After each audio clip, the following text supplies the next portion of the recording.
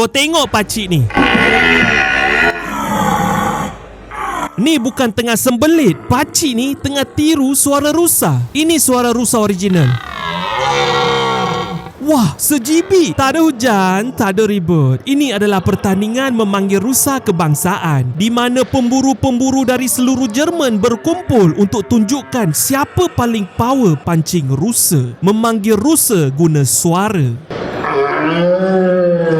Menggoda. Berbisa. Berdosa. Kau dibenarkan untuk pakai apa sahaja alatan yang ada. Yang penting bunyi tekak kau punya. Juri pula akan duduk membelakangkan peserta supaya tak terpengaruh dengan muka mereka. Sebab dalam dunia ni, muka boleh menipu, tapi suara rusa tak boleh tipu. Noh, macam member nak pinjam duit. Dia janji nak bayar minggu depan. Pemenang poin tertinggi akan dijulang sebagai Raja Pemanggil Rusa. Nama akan masuk dalam majalah pemburu antarabangsa Jagged and Hunt.